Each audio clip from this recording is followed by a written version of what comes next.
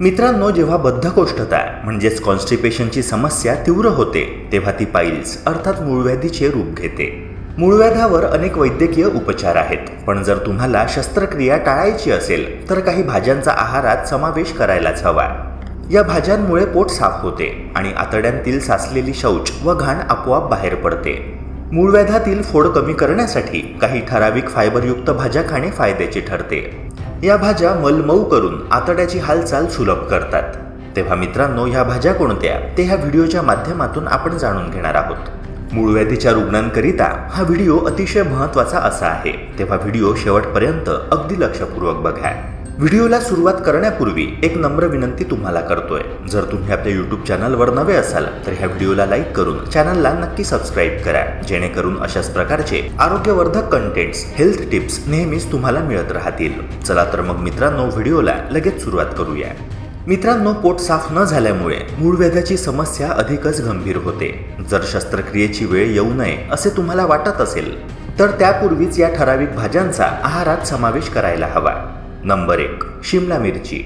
मित्रांनो, जर तुम्हाला मूळव्याधाचा त्रास होत असेल तर तुम्ही तुमच्या आहारात शिमला मिरचीचा समावेश केला पाहिजे, कारण 1 कप चिरलेली शिमला मिरची सुमारे 2 ग्राम फायबर प्रदान करते। या भाजीमध्ये 93% पाणी असते, जे मूळव्याधीने त्रस्त असणाऱ्या रुग्णांसाठी आवश्यक आहे। नंबर 2, कोबीवर्गीय भाज्या। कोबीवर्गीय भाज्यांमध्ये ब्रोकोली, फुलकोबी, सलगम आणि पत्ताकोबी, ब्रसेल्स स्प्राउट्स, अर्गुला, बोईचॉक, कॅले, मुळा यांचा समावेश होतो। या भाज्यांमध्ये विरघळणाऱ्या फायबरचे प्रमाण जास्त असते। फायबर मल मऊ आणि मोठा होण्यास मदत करतो, ज्यामुळे मल विसर्जन करणे सोपे होते आणि मूळव्याध टाळता येतो। कोबीवर्गीय भाज्यांमध्ये ग्लुकोसिनोलेट नावाचे नैसर्गिक संयुग असते, जे आतड्यांतील जीवाणूंद्वारे पचवले जाते, ज्यामुळे पाचन आरोग्याला मदत होते। तसेच कोबीवर्गीय भाज्या मूळव्याधाच्या वेदना कमी करण्यास मदत करतात। नंबर 3, कंदमुळ भाज्या। मित्रांनो, कंदमुळ भाज्यांमध्ये फायबर मुबलक प्रमाणात आढळते। मुळा, सलगम, बीटरूट, गाजर, रताळे आणि बटाटा या कंदमुळ भाज्या आहेत। अभ्यासानुसार हे सिद्ध झाले आहे की कंदमुळे ही पचनसंस्था मजबूत करण्याचे काम करतात। फायबर व्यतिरिक्त ते तुमच्या आतड्यांमधील चांगले बॅक्टेरिया वाढवण्याचे काम करतात आणि मल सहज बाहेर टाकण्यास मदत करतात। काही कंदमुळ भाज्यांमध्ये अँटी इन्फ्लेमेटरी गुणधर्म असतात, ज्यामुळे मूळव्याधातील सूज कमी होते। नंबर 4, हिरव्या पालेभाज्या।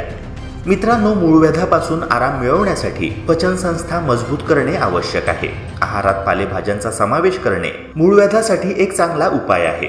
पालक, ब्रोकोली, स्प्राउट्स, गाजर, ब्रसेल्स, कोबी, टोमॅटो, शतावरी, फ्लावर, कांदा, काकडी अशा काही भाज्या आहेत ज्या मूळव्याध असताना खाव्यात। फायबर आणि व्हिटॅमिन सी भरपूर असल्याने हिरव्या पालेभाज्या मूळव्याधीवर मात करण्यासाठी मदत करतात।